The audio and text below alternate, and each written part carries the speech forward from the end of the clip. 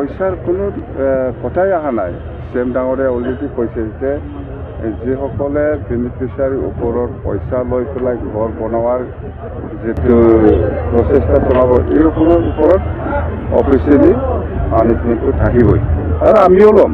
অকল CM ডাঙৰীয়া নহয়, DTC অঞ্চলত আমি চাম।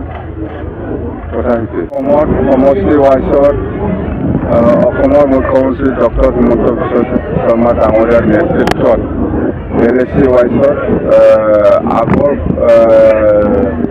বাকী থকা পুৰণা যিটো CMAY যিটো ঘৰ সেইটো আজি বেনিফিচিয়াৰীসকলক ঘৰ বিতৰণ কৰা যিটো প্ৰভাৱ এইটো আমাৰ CM ডাঙৰীয়াই ল'ৰা ছোৱালী বা বৰ্ষত থাকি চেণ্ট্ৰেলি অপেনিং কৰি দিলে আৰু আমি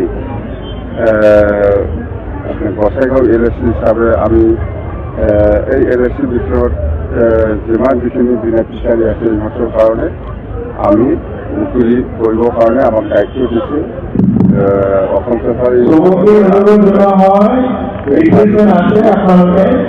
কৰি দিছে।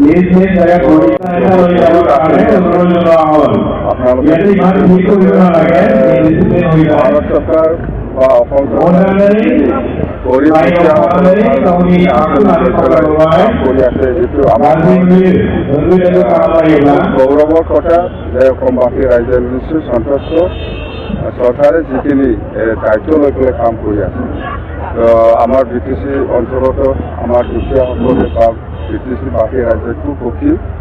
আজি যিটো প্ৰগ্ৰাম এইটো 15টা সমষ্টিত যিটো প্ৰগ্ৰাম হৈছে সেইটো হৈ বাকী আমাৰ অৰুণোদয়ৰ কথা সেইটো অহা 12 তাৰিখত কোকৰাঝাৰ জিলা হিচাপে আমাৰ চিফ মিনিষ্টাৰ ডাঙৰীয়া আহিব অৰুণোদয় বেনিফিচিয়াৰীসকলক